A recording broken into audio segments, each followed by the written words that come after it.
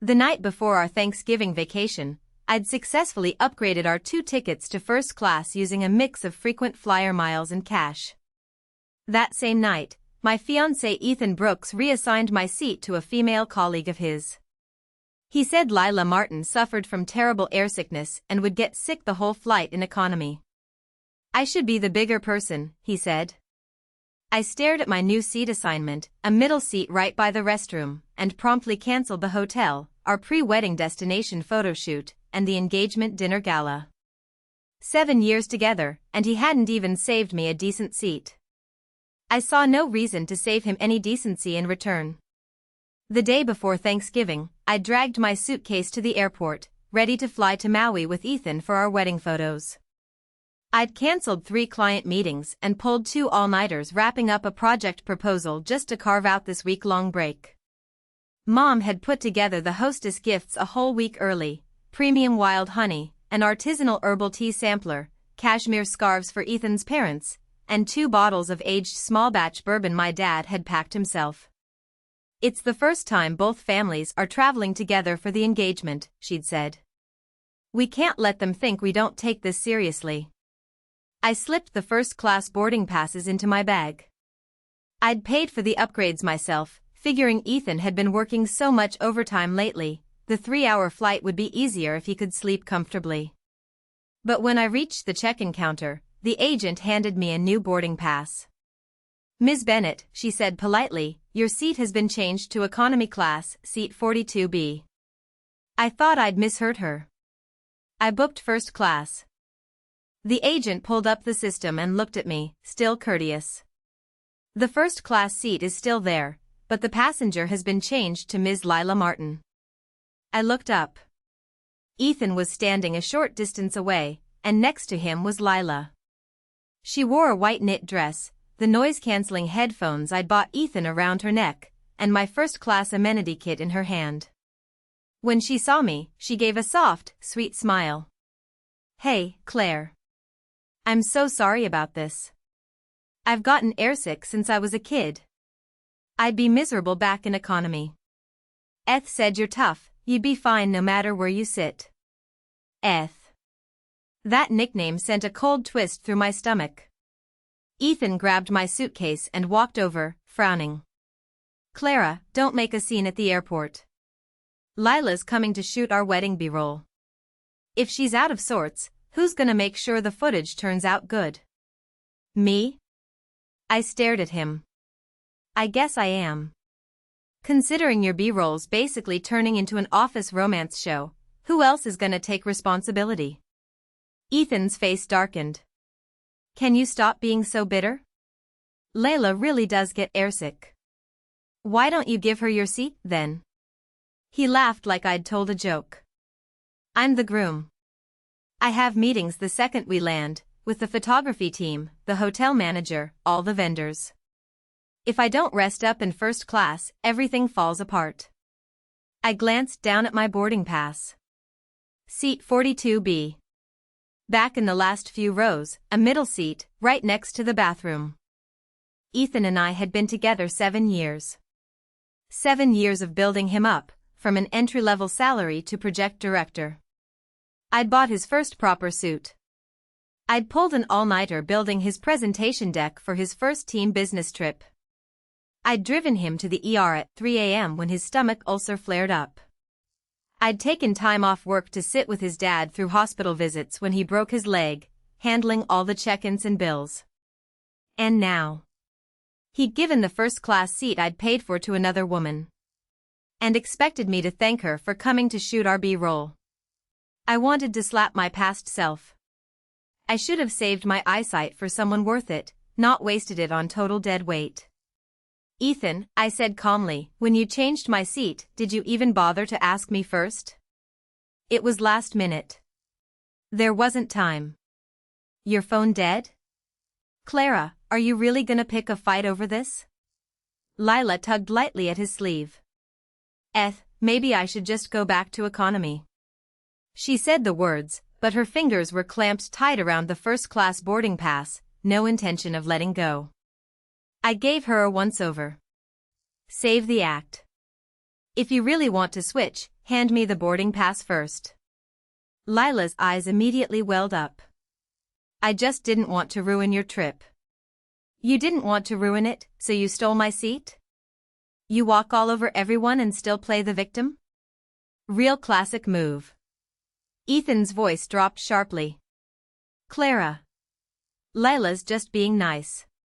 She gave up her Thanksgiving break to help us get high-quality B-roll footage. Can you just be the bigger person here? The bigger person. There it was again. Every time he wanted me to back down, he threw that phrase at me. I looked at him, and suddenly I smiled. Fine. Ethan's face relaxed a little. That's what I thought. I'll buy you an iced boba latte when we land, okay? And let Layla use the amenity kit, she didn't bring any skincare stuff. I pulled out my phone and opened up FlightAware. Don't worry. She can have the seat. Ethan froze. Right in front of him, I canceled my own ticket. Then I called the manager of our Maui hotel. Hi, this is Clara Bennett. I'd like to cancel the 3 oceanfront suites booked for tonight. Cancel the pre-wedding photoshoot package too. And the private engagement dinner gala. Cancel that as well. Ethan's face drained of color, inch by inch. Clara, what are you doing? I hung up and slipped my phone back into my bag. Making space for you too. If I can give up a first-class seat, why not a hotel room? You love arranging things so much, arrange the rest yourself. Ethan grabbed my wrist hard. Clara, are you insane? Both our parents are coming to that dinner. You can't just cancel it out of nowhere. I looked down at his hand on my wrist. Let go. Call the hotel back first. I said let go. Don't make me have your name paged over the airport speakers. People were already staring. Layla stood off to the side, her voice small and wounded. Claire, I really didn't think you'd be this upset about it. You didn't think? I pulled my hand free and laughed coldly. You're a grown woman. Did you really not know you don't just take someone else's paid upgrade? You get airsick, not brain dead. You didn't check your common sense with your luggage, did you? Her face went white. Ethan stepped in front of her, shielding her. Why are you taking this out on her? I'm the one who changed the seat. Then why are you yelling at me for canceling the hotel? I threw his own words right back at him. I booked the hotel. I paid for it. If I want to cancel it, what's it to you? Ethan gritted his teeth. You really gonna nickel-and-dime this? If you don't like keeping score, stop taking advantage of me every chance you get. When we'd first planned the Maui trip, he'd said company payments were delayed and he was tight on cash. I'd paid for the flights. I'd booked the hotel. I'd arranged the photo shoot. I'd even put down the deposit for the engagement dinner on my card. He'd said he'd pay me back once his bonus came in. When the bonus hit his account, he'd bought Layla a mirrorless camera instead, said the studio needed it. I hadn't made a fuss. I'd thought you didn't have to count every dollar in a relationship. Turns out, when the numbers aren't clear, people just choose to be blind. Ethan took a deep breath, like he was forcing himself to tolerate me. Claire, I handled this badly, I know. But if Layla gets sick the whole flight, she can't shoot when we land, and all our prep goes to waste. It's just 3 hours in economy for you. I'll make it up to you once we get to the hotel. I promise. Make it up how? Oceanfront afternoon tea, a spa day, whatever you want, I'll get it for you. I almost laughed out loud. Using the hotel I paid for, the trip I planned, to do me a favor? And then a half-assed I'll make it up to you to smooth it over? Ethan, your little scheme is so obvious it's setting off the security alarms. His face flushed red then went pale, cycling through anger and embarrassment. Layla suddenly clutched her chest. I don't feel so good. Ethan immediately put an arm around her to steady her. What's wrong? You getting stressed out? She leaned weakly against his shoulder. I think all the yelling got to me. I watched the two of them. Perfect. One playing the fragile damsel. The other playing blind. They deserved each other. My phone rang. It was Mom. Claire, you guys boarded yet? Mrs. Brooks just texted me, they're already at the airport. Said they'll see us in Maui. I glanced at Ethan. Mom, the trip's off. There was silence on the other end for a few seconds. Why? Ethan gave my first-class seat to his coworker Layla. I got bumped to a middle seat in the very back, right by the bathroom. I paid for the hotel and the engagement dinner, so I canceled them both. Mom went quiet. Ethan panicked. Mrs. Bennett. He leaned in, trying to explain. It's not how Claire's making it sound. I put the phone on speaker. Then tell me how it is. He froze. Mom's voice turned icy.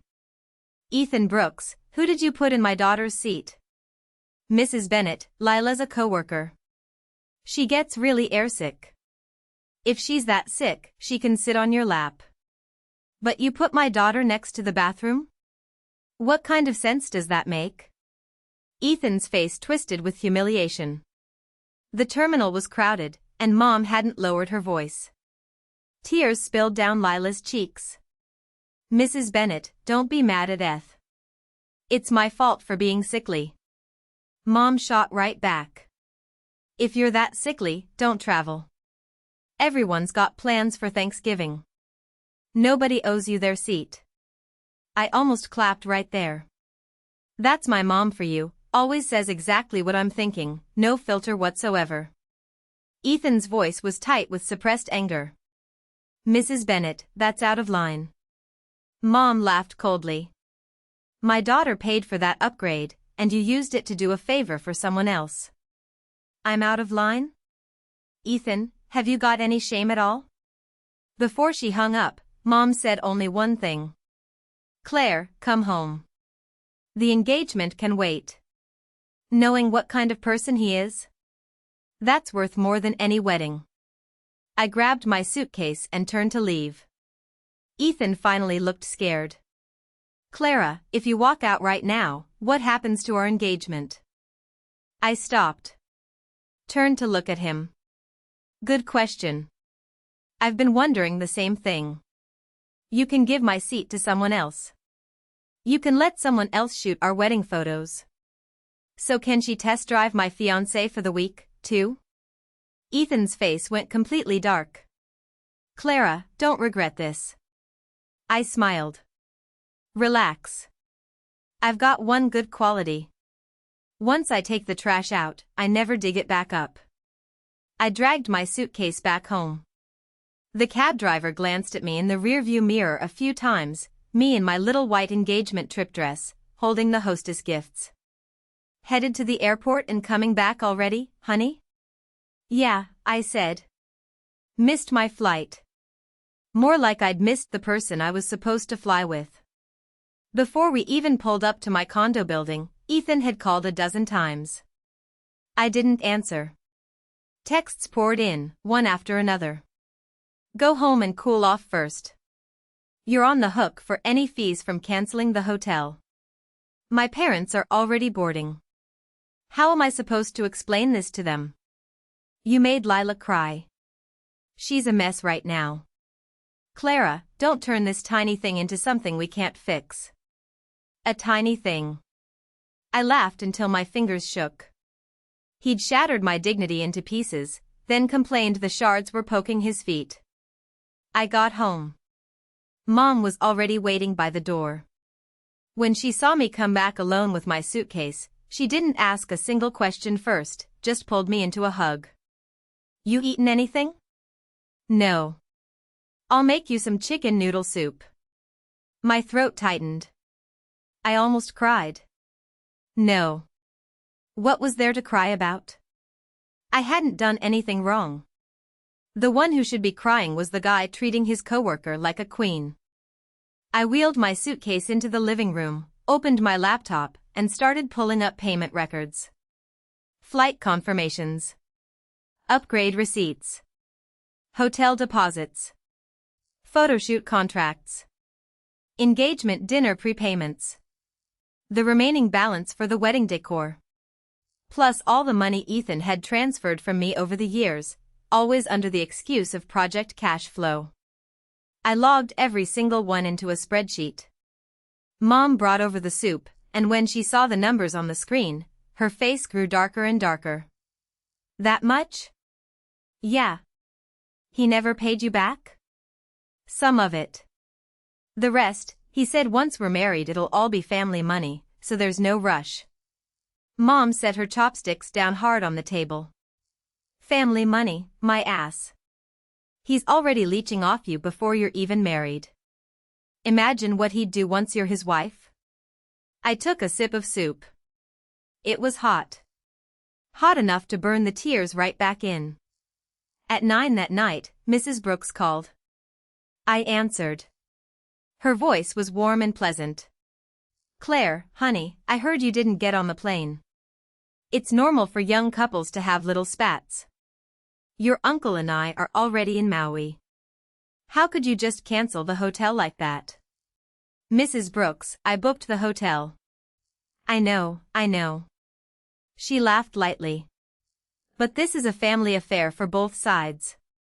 You could have at least talked to us before canceling everything. Ethan didn't talk to me before he changed my seat. There was a pause on the line. Well, Layla has special health needs. You're the future daughter-in-law. If you're mature about this, the family will think very highly of you.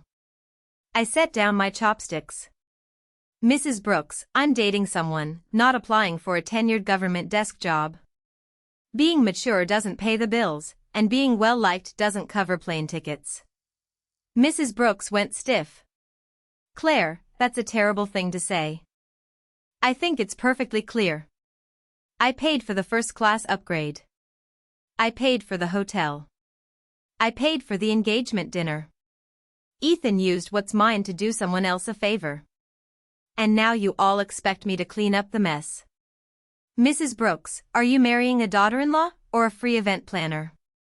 Mrs. Brooks finally lost her temper a little. Why are you being so petty about this? It's peak Thanksgiving travel season. Last-minute hotels are ridiculously expensive. Where do you expect both sets of parents to stay? I glanced at the contracts on the table. Isn't Ethan a project director? He can figure it out. He's so good at rearranging seats for other people, booking a few rooms should be easy. Mrs. Brooks lowered her voice. Claire, if word gets out about this fight right before the engagement, it'll look bad. Now you're worried about how it looks? I laughed. Where was that concern when he stuck me next to the bathroom? Did he worry about how that made me look? Mrs. Brooks went silent. I said it straight. Mrs. Brooks, the engagement's off. I'll settle all the fees according to the contracts. I'll send over an itemized list of what Ethan owes. If you're embarrassed, you can tell people the truth. Tell them your son took his coworker in my first-class seat for Thanksgiving, and I got sick of his garbage. The line went dead. Mom was listening beside me, her eyes sparkling. My girl's all grown up. If you'd talked back like this years ago, I'd have saved myself 10 years of stress. I gave a small smile. My phone buzzed again. This time it was our mutual friend Daphne. She sent me a screenshot of an Instagram post from Layla. The photo showed a first-class seat set with champagne and dessert. Ethan was kneeling beside it, adjusting the seat back for her. The caption read, "Someone told me comfort is the most important part of traveling." Someone had commented below, "Mr. Brooks spoils you so bad." Layla had replied, "He's always so thoughtful." I stared at the photo. Suddenly I felt sick to my stomach. So she didn't get airsick. She just got sick of economy class. I saved the screenshot and forwarded it to Ethan. Real generous of you to spoil her. Maybe skip the engagement and just get a pet instead. The rush of satisfaction hit faster than I'd expected. At 10 the next morning, I got a call from the hotel manager in Maui. Ms. Bennett, Mr. Brooks and Ms. Martin are at the front desk asking to reinstate your suites and engagement dinner. But after you canceled, we resold the rooms for the Thanksgiving rush. They said you're just upset and told us to call you to confirm. I held my coffee and almost laughed out loud. I confirm. The cancellation is final. The manager sounded relieved. Understood. I heard Ethan's voice in the background, tight with anger. Clara, haven't you had enough? My parents are sitting in the lobby right now. And Layla looks terrible, she has nowhere to rest. I took a slow sip of coffee. Then adjust her seat for her. You're so good at that. First class was comfortable enough, right? The line went quiet. I kept going. Ethan, remember this. I didn't just cancel a hotel. I canceled your right to treat me like a backup option. His voice shook with rage. You really gonna burn every bridge here? I'm just giving back exactly what you gave me. What, you can't take what you dish out? You were so eager to be the bigger person when you gave away my seat. Where'd that go? Ethan tried to say more. I hung up. Good. So good. Better than any iced Americano. I immediately compiled the hotel cancellation, the engagement dinner notice, and the photoshoot cancellation terms, and sent them all to the family iMessage group. I attached Layla's Instagram screenshot and my seat change record too. The group went dead silent for 3 whole minutes. Then Mom spoke first. Our family is calling off the engagement. The reasons are all there in the documents. My daughter isn't some cheap rental bike anyone can hop on for a few bucks. Dad chimed in right after. If the Brooks family wants compensation, they can go by the contracts and actual payment records. We'll pay what we owe, but we won't cover for someone else's selfish, classless choices. Mrs. Brooks sent a voice note, then deleted it. Mr. Brooks was quiet for a long time, then replied, "We'll look into this." Ethan blew up in the group. Clara, why do you air our private fight in the family group?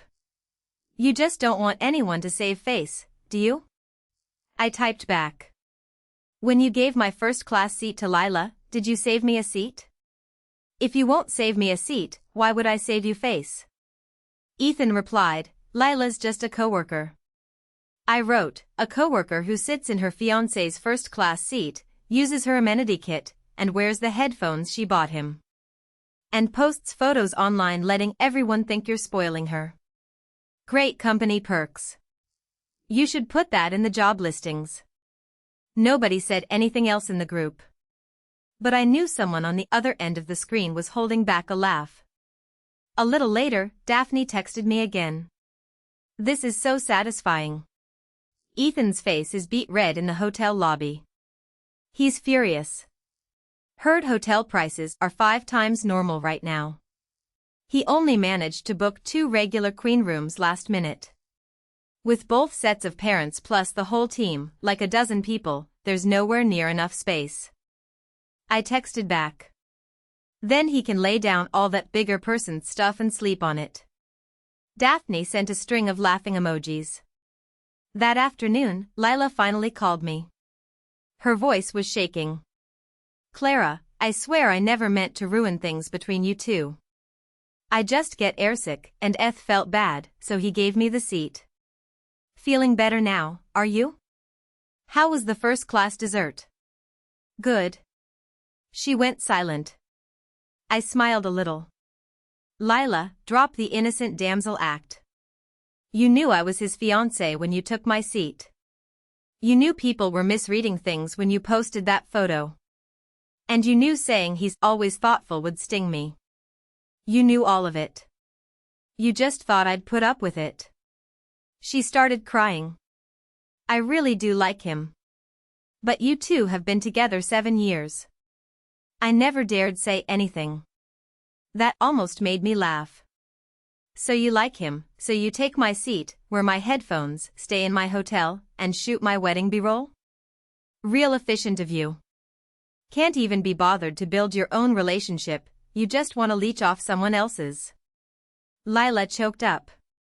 Clara, please stop humiliating me like this. Humiliating you? My voice went cold. What you did is way worse than anything I could say. If I wanted to humiliate you, I'd post that screenshot everywhere. This is me doing the decent thing, trust me. Suddenly she raised her voice. But Eth loves me. I laughed. Finally, the truth. Perfect. You can keep him. Consider him your trash to take out. Thanks for handling it. I hung up. A second later, Ethan was calling again. I answered. His voice was rough and hoarse. Layla just had a full-on crying attack. Could barely breathe. What did you say to her? I replied lightly. The truth. Truth hurts, I guess. Funny how you two didn't worry about hurting me. But a few words from me and you're calling an ambulance? Ethan held his tongue for a beat. Clara, you've changed. I hummed. Yeah. I used to be blind. Now I can see. Dead silence on the other end. I looked at the daylight through the window, and for the first time, something in me loosened. I'd thought fighting back would make me a bad person. Turns out, staying quiet and taking it is what rots you. Things were total chaos in Maui. Daphne became my on-the-scene reporter. She said Mrs. Brooks had found out about the seat and the B-roll script when she got to the hotel, and she'd ripped Ethan a new one right there in the lobby. Are you out of your mind? She'd yelled. You bring your coworker and put her in Clara's seat, then invite both families here for an engagement? What did you think this was, a company team retreat? Ethan tried to explain. Mom, she really does get airsick. Mrs. Brooks laughed bitterly. Then give her your seat. What, you don't have legs? You're but too precious for economy? Mr. Brooks was even blunter. Call the engagement off for now. That girl was right to walk away. If she were my daughter, I wouldn't let her marry you either. Ethan went quiet. But silence didn't fix anything. There wasn't enough hotel space, the engagement dinner was gone, and the photography team had pulled out after I canceled the contract. He'd thought I was just throwing a tantrum. Turns out I'd torn down the whole stage. That night, Ethan sent me a long voice note. I hit the transcript button. Claire, I know I messed up. I had no right to change your seat without asking. And I shouldn't have let Layla use your things. But nothing actually happened between us, I swear. I just thought she's good at her job, has great photography experience, and having her along would make the B-roll better. When she said she was airsick, I looked after her without thinking. I just didn't think you'd react this strongly. I read that last line and smiled coldly. Didn't think I'd react this strongly. There it was. He didn't think he'd done something unforgivable. He just thought I'd reacted more than he'd expected. I texted back. You didn't think I'd react this way because you never counted my feelings as a factor. And don't send me long sob story posts anymore. I don't grade garbage. 5 minutes later, he texted. Let's talk in person. I replied. Busy. Where are you? None of your business. Ethan didn't text back. The next afternoon, I called my lawyer friend Caleb. I sent him all the financial records from 7 years together, shared purchases, cancellation fees, everything. Caleb was my college classmate. After looking through it all, he sent 3 words. Wow. Just, wow. What? I asked. 7 years dating, and you basically became his personal bank. I leaned back on the couch and laughed a little. Well, the bank's closing its doors and calling in every last loan. Draw up a collection plan for me, will you? Caleb worked fast. By afternoon, he'd sent me a clear, itemized spreadsheet. Ethan did owe me a lot of money. Two amounts in particular stood out.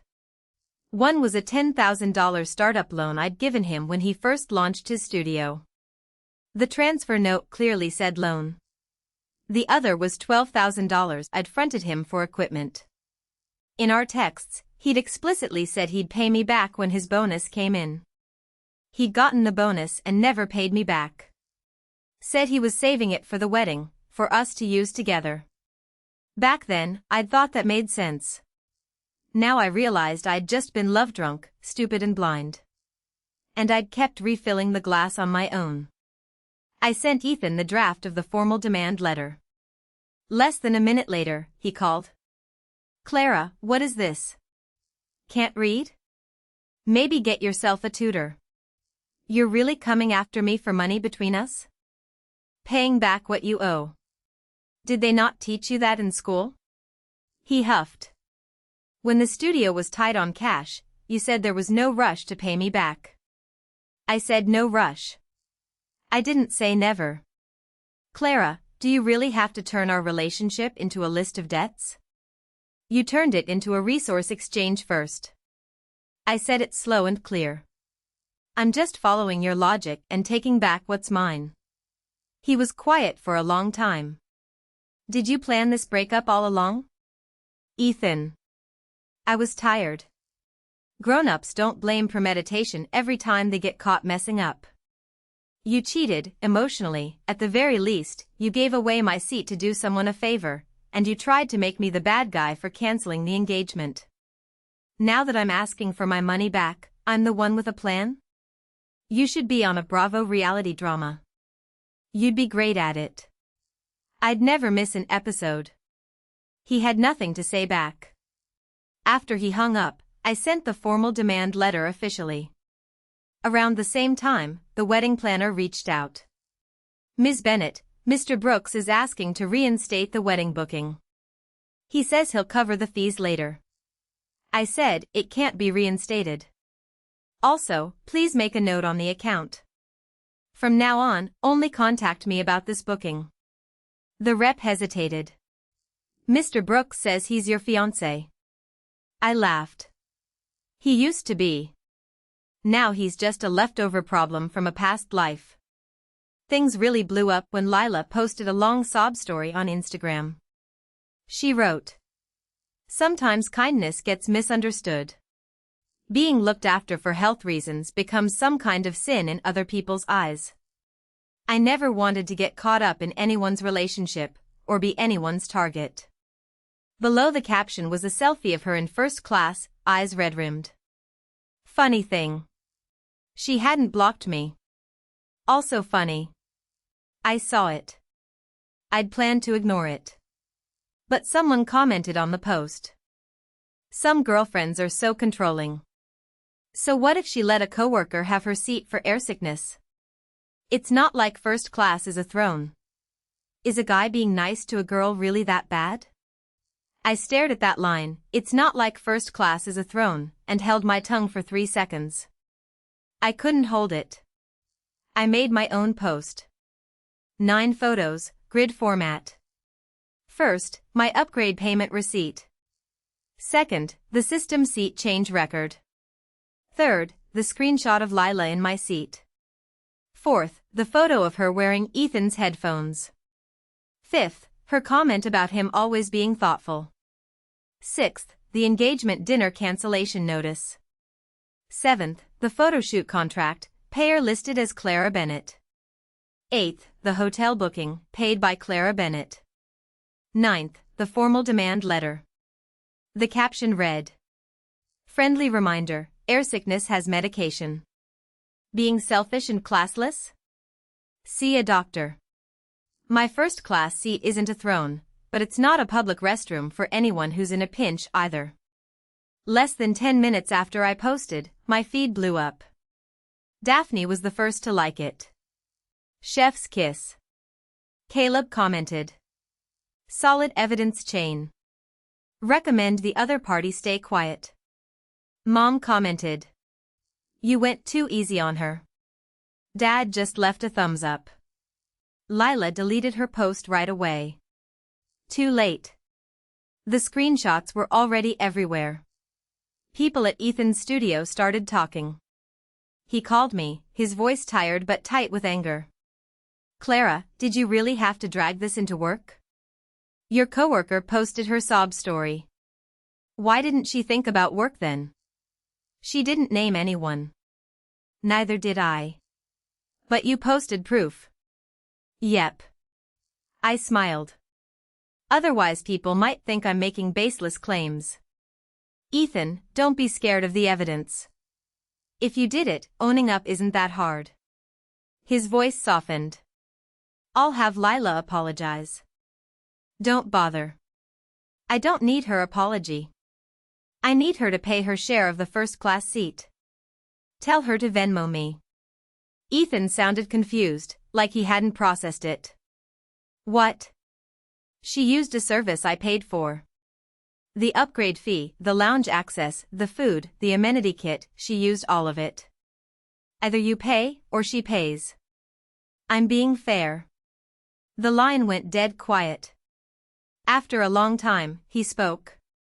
You never used to be like this. I used to think you were a decent person. Turns out you're just a walking bill generator. So of course I'm hitting charge. He was so flustered he could barely breathe. Clara, do you really have to burn every last bit of what we had? I laughed, no warmth in it. What we had? Where was that when you bumped me from first class to seat 42B? What, is it some kind of Play-Doh? You squish it all you want and I'm supposed to treasure what's left? After he hung up, I got a payment notification. From Ethan. It was exactly the cost of the upgrade and all the associated perks. Note, Layla's seat compensation. I didn't accept it. I sent it back. I changed the note to, whoever sat in it pays. Don't play generous on her dime. Half an hour later, Layla sent the money. Note, I'm sorry. I accepted it. I texted her back. Money's more real than an apology. She didn't reply. That night, Ethan's studio posted an official statement on their socials. It acknowledged serious boundary issues in the Thanksgiving travel shoot arrangement, canceled all related projects, and suspended all on-camera work involving Layla. I read the statement and didn't feel much satisfaction. Just absurd.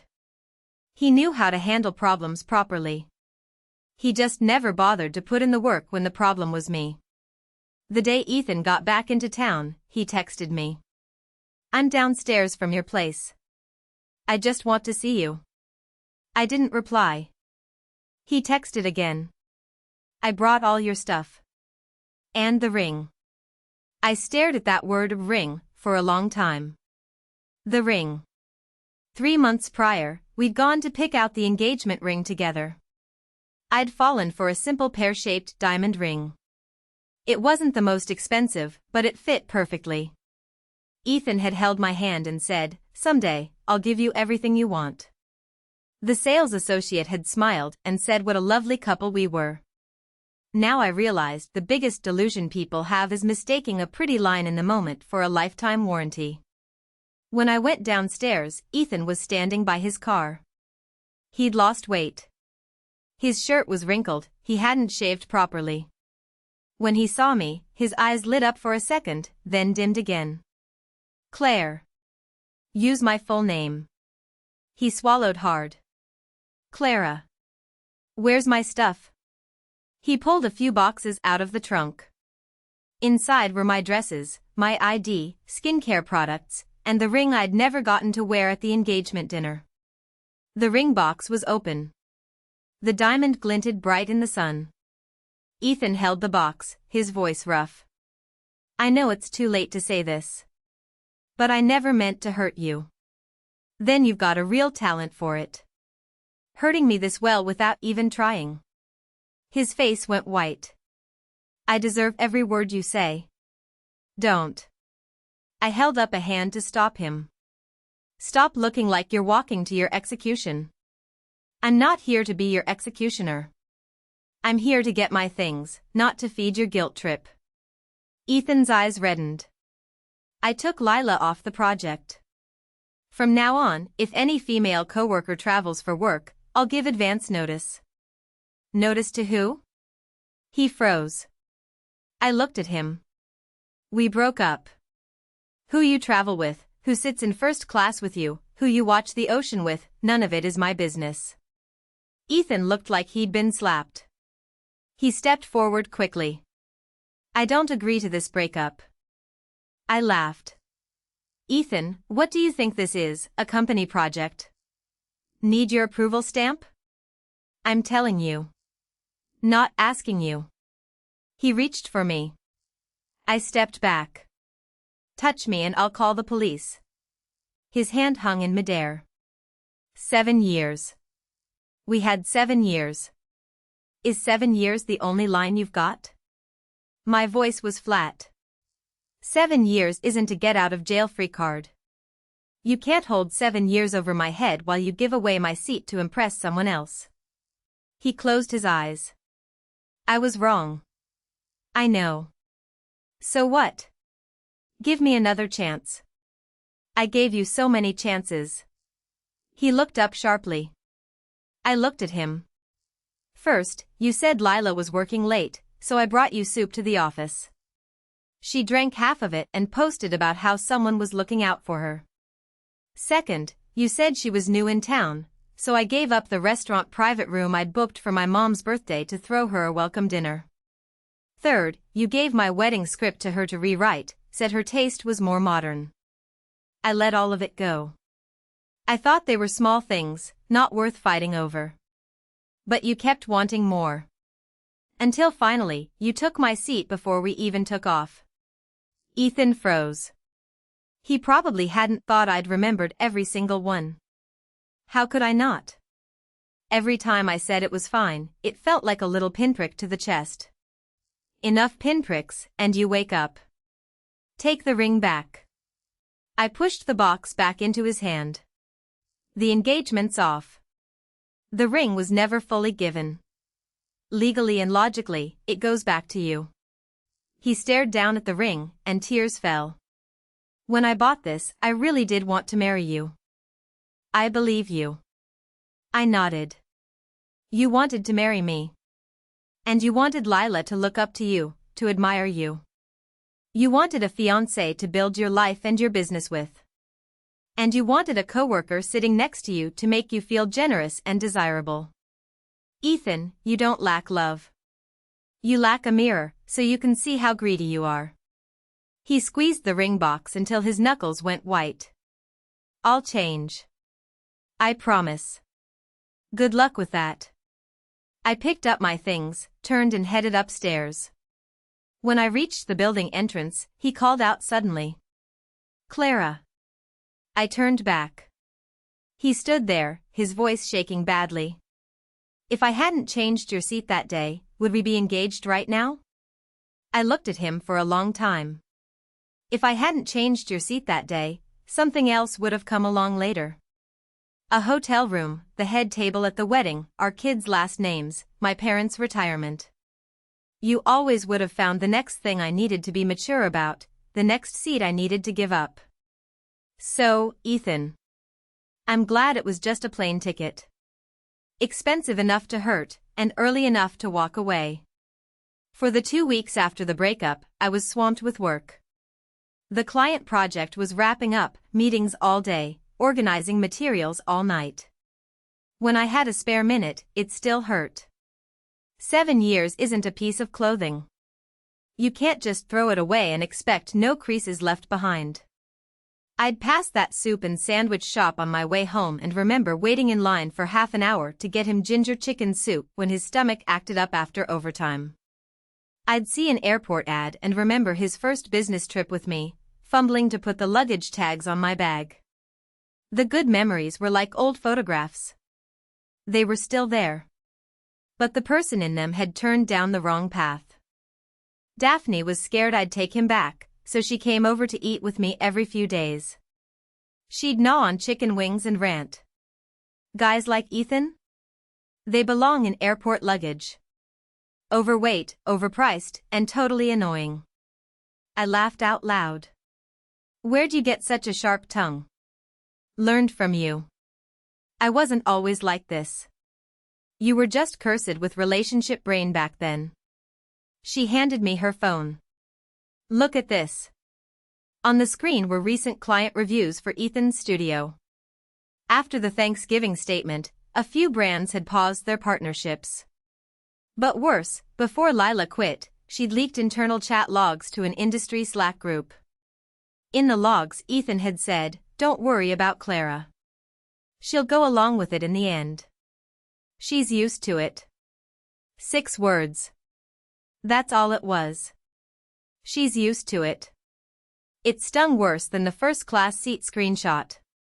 A lot of people in the group knew me. Some people DM'd me, asking if I wanted help setting the record straight. I said no. I didn't want our relationship to become total public entertainment. But Ethan had posted the statement himself. Clients were always gonna judge his professional boundaries. That was the price he had to pay. A few days later, Layla asked to meet me. I almost said no. Then she texted one line. "I have something else that concerns you." I went. At the cafe, she was barefaced, looking worn out. None of that soft, smug energy she'd had in first class. She slid a USB drive across the table to me. "This has the full shoot plan for Maui. Ethan planned to have you put on the backup wedding dress when you landed, shoot a few close-ups of your face. Then he was gonna edit my body in the wide shots with your face in the close-ups. Make it look like one person." My fingers stilled. Layla said quietly, "He said you hate being on camera, that your expressions aren't as good as mine. But you're the fiancé, so he couldn't cut you out entirely. So he was gonna use my body from far away and your face up close." I laughed. A bitter, angry laugh. Real clever of him. Even his own fiancé gets composited in post. Layla pressed her lips together. "Clara, I admit I liked him. And I admit I liked feeling like he was taking my side. But when I saw this plan, even I thought it was messed up. You're a real person. Not a cutout he can paste into his footage like stock media." She sounded sincere. But sincere was too late. I took the USB drive. "Are you giving me this to get back at him, or to make yourself look better?" Her face tightened. I kept going. "Doesn't matter either way. The evidence is useful, regardless. But don't expect me to thank you." Layla gave a bitter smile. "I know." She stood up, walked to the door, then turned back. "He's been looking for you non-stop lately. Says he's gonna sell the studio, make it up to you with a whole new engagement trip." I picked up my coffee. "Tell him something for me. I don't need money for a new trip. I just need him not to be there." That night, I backed up the USB drive contents and sent them to my lawyer. Caleb was quiet for a long time after he read it. Guy's got a terminal case of work brain. Editing his own fiancé? Seriously. I said, "Is there a cure?" "Yeah. Stay far away from you, so it doesn't spread." For the first time, I laughed for real. Ethan found me downstairs at my office building. I'd just finished a meeting with a new client. It was a travel group launching a new women's solo travel project. Funny how things work out. They'd loved the Maui proposal I'd written, and wanted me as lead creative director. Life has a weird sense of humor sometimes. The engagement trip I canceled ended up being my foot in the door for a whole new project. Ethan was standing outside the lobby, holding a bouquet of white roses. He'd never bought me flowers before. Said they wilted, were a waste of money. Back then, I'd thought he was just practical. Now I get it, some people aren't unromantic. They just don't think you're worth wasting it on. Clara. When he saw me, he walked over fast. My client was with me, but she politely excused herself and left. I stayed where I was. "What do you want?" "I heard you got that Maui project." Congratulations. Thanks. I wanted to apologize. You already did. This time it's different. He held out the flowers. I didn't take them. He held them there awkwardly for a beat, then set them down on the steps beside him. I saw the edit plan. The composite thing. Layla gave it to you, didn't she? Doesn't matter who gave it to me. I wrote that plan. His voice was low. At the time, I thought it was the most efficient way to get the best result. Now? It makes me sick. Congratulations. Your tastes improved. His eyes were a little red. Clara, I was so arrogant back then. So full of myself. I thought I was just doing a good job.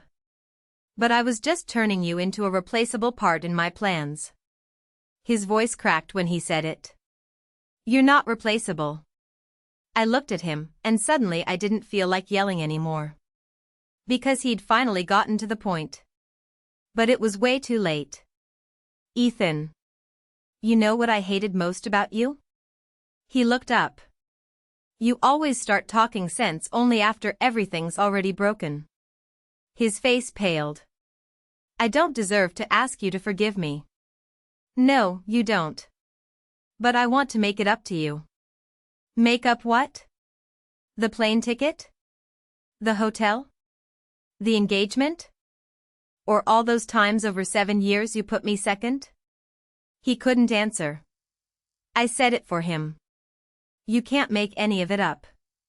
Because those moments already happened. I was sitting at gate 42B, and I heard them call first-class boarding. Layla walked in with my boarding pass. You looked back at me, and there was no sympathy on your face. Just annoyance. In that second, I knew. I knew it was time to walk away. Tears fell down Ethan's face. That day. I thought you'd still get on the plane. Yeah. I nodded. You thought I'd just take the economy ticket and follow behind you too. Then smile through the wedding photos when we landed. And toast your parents at dinner that night. Ethan, you knew I'd be hurt. You just thought I'd get over it and come back. He covered his face with his hands. People in the lobby were staring.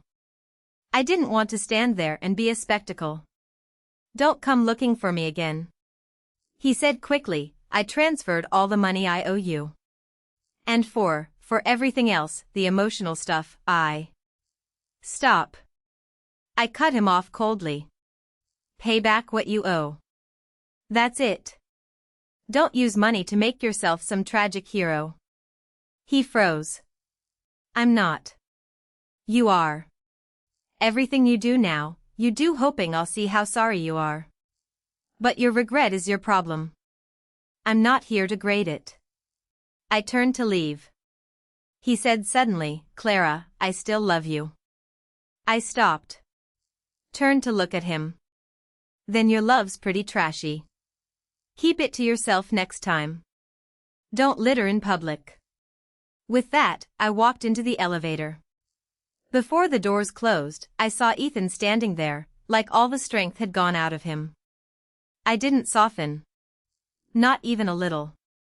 I used to think if someone cried, it meant they were truly hurting. Now I know better. Just because he's hurting doesn't mean I have to be the one to fix him. A year later, my women's solo travel project launched. The first stop was Maui. I didn't wear a wedding dress. I wore a red slip dress, and I booked myself a first-class seat. Seat 1A. Window seat. Before boarding, I sent Mom a photo of my boarding pass. She texted back right away. Sit tight. Don't let anyone switch with you. I texted back, smiling. Relax. Anyone tries, I'll make 'em walk there. When the plane took off, I watched the clouds go by, and my heart was surprisingly calm. I used to think the ocean only mattered if I saw it with Ethan. Then I found out. The ocean is just the ocean. Without someone there to ruin it, it's even bluer. When I landed, the project team picked me up. The photographer on the project was a woman named Sadie Thorne. She handed me a bottle of water and asked, "Director Bennett, want to head to the hotel first, or check out the locations?" I said, "First ask everyone if they're tired." She smiled. "Got it. I'll make a group chat and put it to a vote." I paused for a second. A vote. Such a simple thing. But for 7 years, I'd never once gotten a "what do you want?" That night, we had a project meeting on the beach. Everyone had a seat. No one got bumped last minute. No one told to be the bigger person. I listened to everyone debate routes, budgets, shot angles, and suddenly I thought, this is what working with people is supposed to be like. Not one person calling all the shots, and the other swallowing every bad feeling. On the day of the project launch, tons of media showed up. Someone asked me why I'd created a women's solo travel project. I smiled and said, because I was once in a relationship where giving up my seat became a habit. Then I realized you don't have to wait for someone to go with you to start traveling. If you bought the ticket, you deserve to sit in your seat. And you get to decide where you want to go. After the launch, I got a text from an unknown number backstage. "Claire, saw your project. It's great. Wish you all the best." No name signed. But I knew it was Ethan. I deleted the text. I didn't block the number. I didn't reply either. Some people aren't worth even one more tap of your finger. That night, Sadie walked with me along the beach. She asked, "Whatever happened to your ex?" I thought about it. Heard he downsized the studio. Takes commercial shoots a lot more carefully now. What about the coworker? Quit and moved out of state. Do you still hate them? The ocean wind tangled my hair. I tucked it behind my ear. At first, yeah. Then I got busy and didn't have time for it. And now? I looked at the lights in the distance. Now I just feel lucky. Lucky about what? Lucky that first-class ticket was so expensive. I smiled a little. Expensive enough to make me stop selling myself short. On the flight back, I sat in first class again. The flight attendant asked if I wanted champagne. I said no, just a cup of hot water, please. She handed me the cup. Perfect temperature. When the plane broke through the clouds, sunlight fell across the tray table. I opened my laptop and kept working on the next destination plan. On my phone, Mom sent a photo. Gardenias blooming on her balcony at home. She wrote, "I'll make you soup when you get back." I texted back. Okay. Life didn't fall apart because one engagement got cancelled. On the contrary, starting with that changed seat, it slowly came back to me. Finally, I didn't have to be mature to earn affection. Didn't have to give in to keep the peace. Didn't have to wait around in someone else's plans for a seat they tossed me last minute. From now on, where I sit, where I go, who I travel with. All of it is up to me.